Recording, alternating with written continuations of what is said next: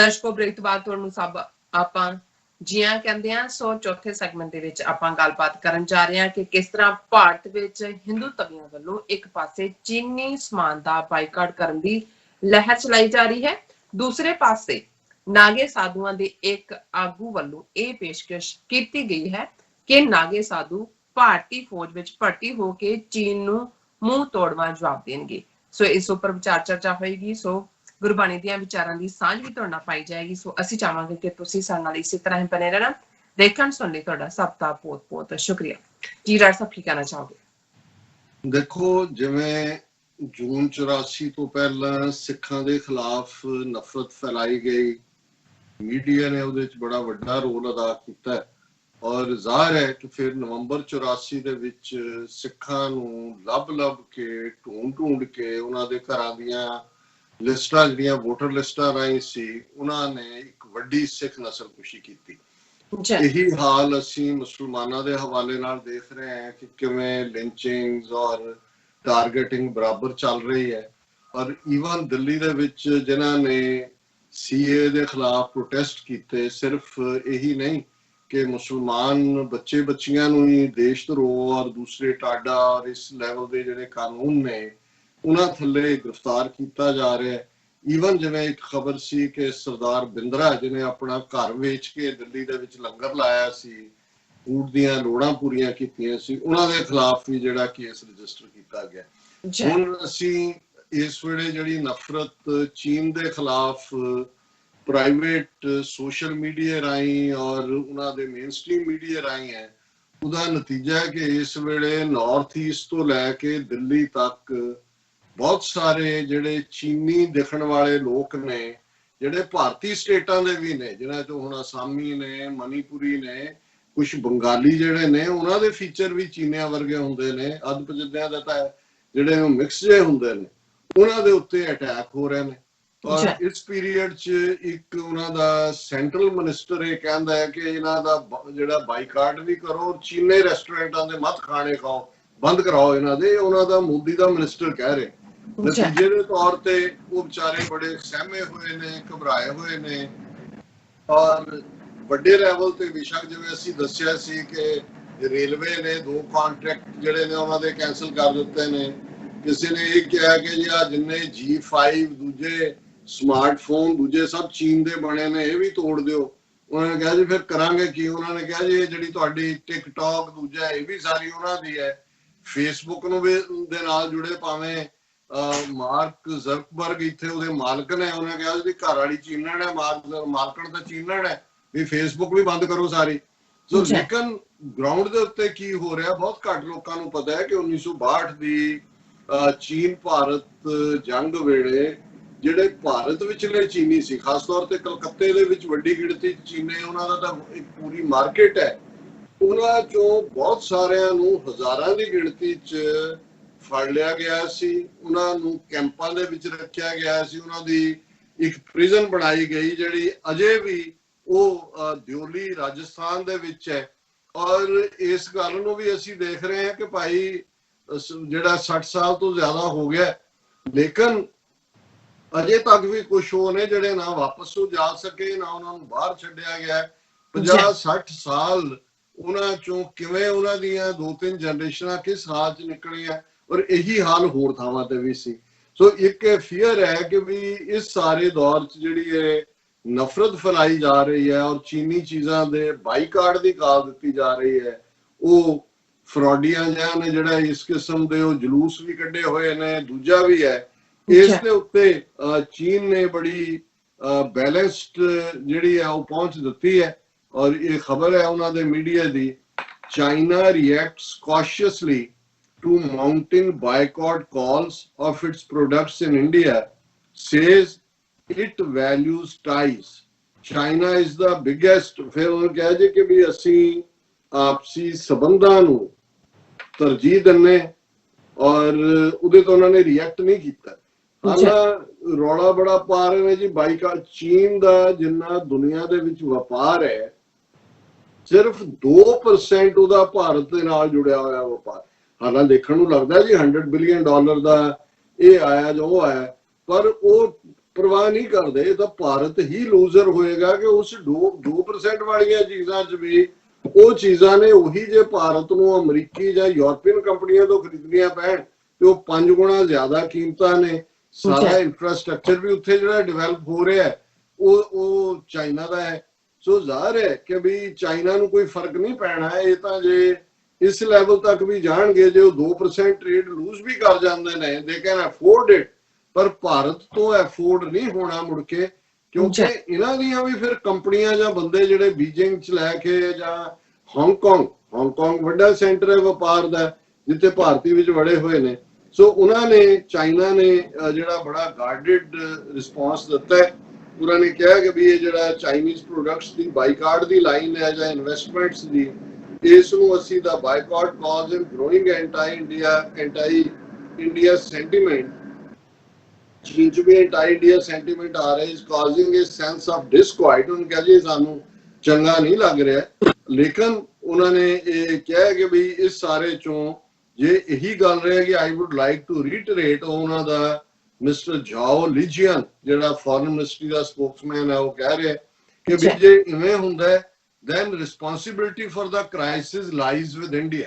ਹੁਣ ਇਸ ਵੇਲੇ ਚੀਨ ਨੇ ਡੰਡਾ ਹੀ ਹੱਥ ਫੜਿਆ, ਕੱਲੀ ਤਾਰ ਵਾਲੇ ਡੰਡੇ ਨਾਲ ਟੁੱਟੇ ਨਹੀਂ ਹੈਗੇ। ਉਹ ਡਿਪਲੋਮੈਟਿਕਲੀ ਵੀ ਇਹ ਚਾਈਨੀਜ਼ ਸੁਭਾਅ ਦੇ ਅਗੇਂਸਟ ਹੈ। ਉਹ ਅਮਰੀਕਾ ਨੂੰ ਵੀ ਜੇ ਹਵਾਈ ਚ ਆ ਕੇ ਚਾਈਨੀਜ਼ ਡੈਲੀਗੇਸ਼ਨ ਮਿਲਿਆ ਮਾਈਕ ਪੋਂਪੀਓ ਨੂੰ, ਉਹਨਾਂ ਨੇ ਅਗਰੈਸਿਵਲੀ ਕਿਹਾ ਵੀ ਜੋ ਕਰ ਰਹੇ ਹੋ ਤੁਸੀਂ ਠੀਕ ਨਹੀਂ ਕਰ ਰਹੇ। ਸੋ ਇਹ ਉਹਨਾਂ ਦਾ ਸਪੋਕਸਪਰਸਨ ਕਹਿ ਰਿਹਾ ਹੈ ਮਿਸਟਰ ਹੁਆਵਾਈ, ਜਿਹੜਾ ਉਹਨਾਂ ਨੇ, ਕਿਉਂਕਿ ਇਸ ਗੱਲ ਦਾ ਧਿਆਨ ਰਿਹਾ ਕਿ ਜਿਹੜੀਆਂ ਟੈਲੀਫੋਨ ਕੰਪਨੀਜ਼ ਨੇ, ਹੁਆਵਾਈ ਹੈ, ਜ਼ਿਓਮੀ ਹੈ, ਓਪੋ ਹੈ, ਉਹਨਾਂ ਨੇ ਇੰਡੀਅਨ ਮਾਰਕੀਟ ਦੇ ਵਿੱਚ ਜ਼ਾਹਰ ਹੈ ਕਿ ਉਹਨਾਂ ਨੇ ਬਿਗ ਟੈਂਟ ਕ੍ਰੀਏਟ ਕੀਤਾ। ਪਰ ਉਹਨਾਂ ਨੇ ਕਿਹਾ ਵੀ ਜੇ ਇਵੇਂ ਦਾ ਕੁਝ ਹੁੰਦਾ ਤੇ ਇਹਦੇ ਕ੍ਰਾਈਸਿਸ ਦੀ ਜ਼ਿੰਮੇਵਾਰੀ ਭਾਰਤ ਦੀ ਹੋਏਗੀ।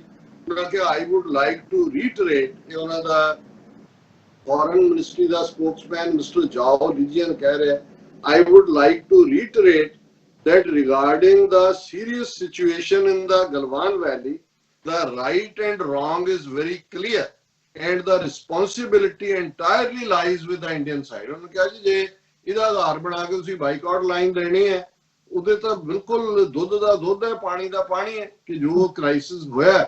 ਹੁਣ ਜੇ ਮੋਦੀ ਦੀ ਸਟੇਟਮੈਂਟ ਦੇਖੋ ਜਿਹਦੇ ਚ ਉਹਨੇ ਕਿਹਾ ਕਿ ਭਾਈ no one entered our borders, no Indian post captured, ਇਹ ਹੁਣ ਪ੍ਰਾਈਮ ਮਿਨਿਸਟਰ ਕਹਿ ਰਿਹਾ ਤਾਂ ਫਿਰ ਜੇ ਉਹਨਾਂ ਦੀ ਫੋਰਨ ਮਿਨਿਸਟਰੀ ਦਾ ਸਪੋਕਸਪਰਸਨ ਇਹ ਕਹਿ ਰਿਹਾ ਕਿ ਭਾਈ ਇਹ ਬਿਲਕੁਲ ਕਲੀਅਰ ਹੈ ਕਿ ਭਈ ਗਲਵਾਨ ਵੈਲੀ ਦੇ ਵਿੱਚ ਰਾਈਟ ਔਰ wrong is very clear and responsibility ਐਂਟਾਇਰਲੀ lies with Indian side.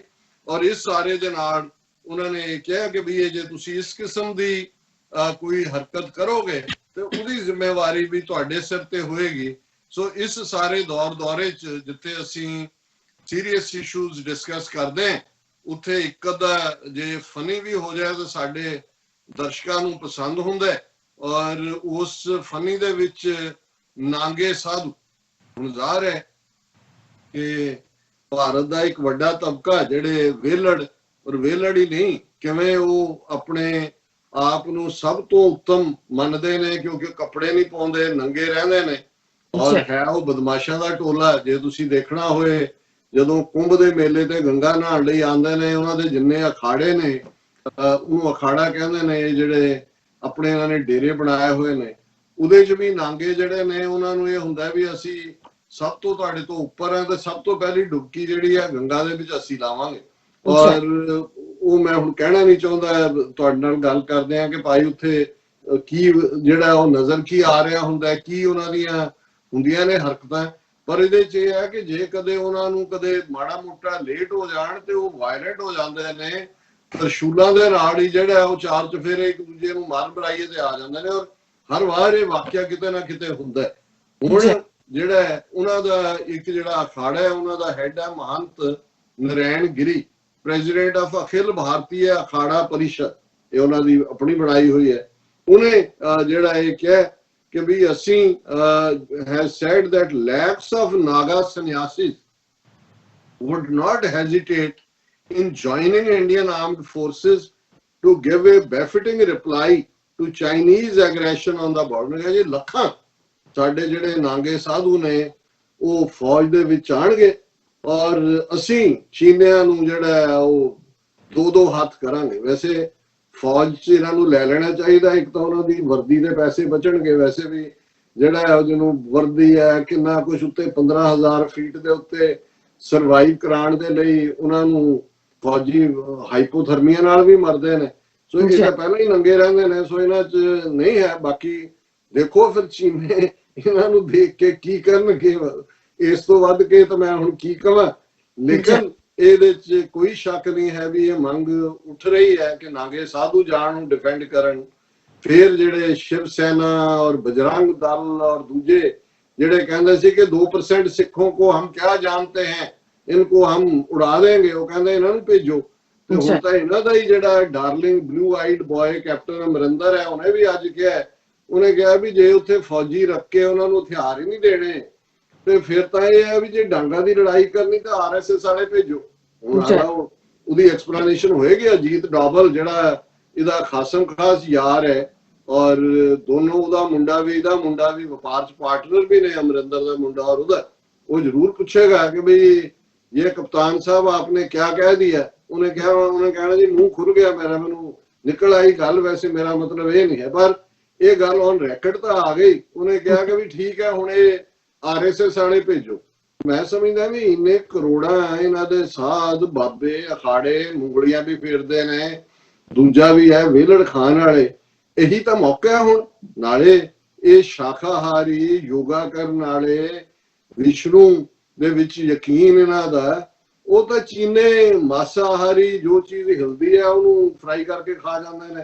ਕੋਈ ਉੱਡ ਰਿਹਾ ਹੋਏ, ਕੋਈ ਦੌੜ ਰਿਹਾ ਹੋਏ, ਕੋਈ ਜਿਹੜਾ ਸਮੁੰਦਰ 'ਚ ਤੈਰ ਰਿਹਾ ਹੋਏ, ਹਰ ਚੀਜ਼ ਡਾਈਨਿੰਗ ਟੇਬਲ ਤੇ ਲੈ ਆਉਂਦੇ ਨੇ। ਉਹ ਤਾਂ ਸਾਰੇ ਰਾਖਸ਼ ਨੇ ਇਹਨਾਂ ਦੀ ਜ਼ੁਬਾਨ ਦੇ ਵਿੱਚ। ਸੋ ਅਸੀਂ ਇਹ ਜ਼ਰੂਰ ਰਿਕਮੈਂਡੇਸ਼ਨ ਕਰਾਂਗੇ ਔਰ ਉਹਨਾਂ ਦੇ ਫੌਜੀ ਚੀਫ ਨਰਵਾਣੇ ਨੂੰ ਅਸੀਂ ਕਦੇ ਬੇਨਤੀ ਨਹੀਂ ਕੀਤੀ, ਪਰ ਅੱਜ ਅਸੀਂ ਉਹਨੂੰ ਜ਼ਰੂਰ ਇਹ ਰਿਕੁਐਸਟ ਕਰਦੇ ਕਿ ਭਾਈ ਇਹ ਨਾਂਗੇ ਜਿੰਨੇ ਨੇ ਹਰਿਦੁਆਰ ਤੋਂ ਲੈ ਕੇ ਕੰਨਿਆ ਕੁਮਾਰੀ ਤੱਕ, ਅਮਰਨਾਥ ਕਸ਼ਮੀਰ ਵਾਲੇ ਵੀ ਨਾਲ ਲੈ ਜਾਓ, ਜਿਹੜੇ ਨਾਂਗੇ ਉੱਥੇ ਬਿਠਾਏ ਹੋਏ ਨੇ, ਆਰਐਸਐਸ ਵਾਲੇ ਵੀ ਨਾਲ ਲੈ ਜਾਓ, ਹੋਰ ਵੀ ਜਿੰਨੇ ਕੁ ਭਾਰਤ ਮਾਤਾ ਦੇ ਸਪੁੱਤਰ ਨੇ। ਹੁਣ ਜੇ ਮਾਂ ਦੇ ਲਈ ਕੁਰਬਾਨੀ ਕਰਨ ਦਾ ਵੇੜਾ ਆਇਆ, ਮਾਂ ਦਾ ਤਾਂ ਕੁੱਟ-ਕੁੱਟ ਕੇ ਬਿਹਾਰ ਕਰਤਾ ਉਹਨਾਂ ਨੇ ਰਾਖੀਆਂ ਦੇ ਨਾਲ ਚੀਨਿਆਂ ਨੇ। ਭਾਰਤ ਮਾਤਾ ਵਿਪਟ, ਜਿਵੇਂ ਭੈਣ ਜੀ ਅਮਨਜੋਤ ਕੌਰ ਨੇ ਲਿਖਿਆ। ਸੋ ਹੁਣ ਜੇ ਮਾਤਾ ਦੇ ਪੁੱਤਰ ਨੇ ਔਰ ਇਹਨਾਂ ਨੇ ਗਊ ਦਾ ਦੁੱਧ ਵੀ, ਇਕੱਲੀ ਮਾਤਾ ਭਾਰਤ ਥੋੜੀ ਹੈ, ਗਾਂ ਮਾਤਾ। ਜੇ ਚੀਨੇ ਆ ਕੇ ਬਹਿ ਗਏ ਤਾਂ ਉਹਨਾਂ ਨੇ ਤਾਂ ਇਹਨਾਂ ਦੀ ਗਊ ਮਾਤਾ ਜਿਹੜੀ ਆ ਉਹ ਚੱਜ ਨਾਲ ਤਾਂ ਫਰਾਈ ਵੀ ਨਹੀਂ ਕਰਨੀ, ਉਹਨਾਂ ਨੇ ਕਹਿਣਾ ਵੈਰੀ ਡਿਲੀਸ਼ੀਅਸ। ਸੋ ਕੁੱਲ ਮਿਲਾ ਕੇ ਅਸੀਂ ਇਹ ਸਮਝਦੇ ਹਾਂ ਕਿ ਵੀ ਇਹ ਇਹਨਾਂ ਦੀ ਮੰਗ ਜ਼ਰੂਰ ਮੰਨਣੀ ਚਾਹੀਦੀ ਹੈ। ਇਹਨਾਂ ਨੂੰ ਸੇਵਾ ਦਾ ਜਿਹੜਾ ਹੈ ਉਹ ਮੌਕਾ, ਆਪਣੀ ਮਾਂ ਦੀ ਸੇਵਾ ਤੋਂ ਵੱਡੀ ਹੋਰ ਕਿਹੜੀ ਸੇਵਾ ਹੋ ਸਕਦੀ। ਇੱਥੇ ਤਾਂ ਦੋ ਮਾਵਾਂ ਦੀ ਸੇਵਾ ਹੋਏਗੀ, ਗਊ ਮਾਤਾ ਦੀ ਵੀ ਔਰ ਭਾਰਤ ਮਾਤਾ ਦੀ ਵੀ। ਔਰ ਕਲੋਜ਼ ਕਰਨ ਤੋਂ ਪਹਿਲਾਂ ਜਿਵੇਂ ਅਸੀਂ ਰੂਹਾਨੀਅਤ ਦੀਆਂ ਸੋਨ ਡੜੀਆਂ, ਨਗੇਟਸ ਆਫ ਸਪਿਰਿਚੁਅਲ ਵਿਜ਼ਡਮ ਕਰਦੇ ਹਾਂ, ਬਾਬਾ ਫਰੀਦ ਗੰਜ ਸ਼ੱਕਰ ਉਹਨਾਂ ਦੇ ਸ਼ਲੋਕ ਅਸੀਂ ਵਿਚਾਰਦੇ ਹਾਂ। ਅੱਜ ਵੀ 2 ਸ਼ਲੋਕ ਜਿਹੜੇ ਨੇ ਅਸੀਂ ਵਿਚਾਰ ਦੇ ਲਈ ਚੁਣੇ ਨੇ। ਬਾਬਾ ਫਰੀਦ ਫਰਮਾਉਂਦੇ ਨੇ, ਫਰੀਦਾ ਜੇ ਮੈਂ ਹੁੰਦਾ, ਇਹ ਮੈਂ ਕੱਲ ਵਿਚਾਰ ਲਿਆ ਔਰ ਅੱਜ ਬੜੀ ਦੇਸੀ ਜਿਹੜੀ ਉਦਾਹਰਣ ਦੇ ਨਾਲ ਸਾਨੂੰ ਸਮਝਾਇਆ। ਇਹਦੇ ਚ ਇੱਕ ਪਾਸੇ ਬਿਜੌੜ ਜਿਹੜਾ ਖਿੱਤਾ ਉਸ ਪਾਕਿਸਤਾਨ ਦਾ ਏਜੰਸੀ ਏਰੀਆ ਸੀ, ਹੁਣ ਖੈਬਰ ਪਖਤੂਨਖਵਾ, ਉਸ ਦੇ ਵਿੱਚ ਬੜੇ ਜਿਹੜੇ ਛੋਟੇ ਅੰਗੂਰ ਹੁੰਦੇ ਨੇ ਉਹਨਾਂ ਨੂੰ ਦਾਖਾਂ ਕਹਿੰਦੇ ਨੇ।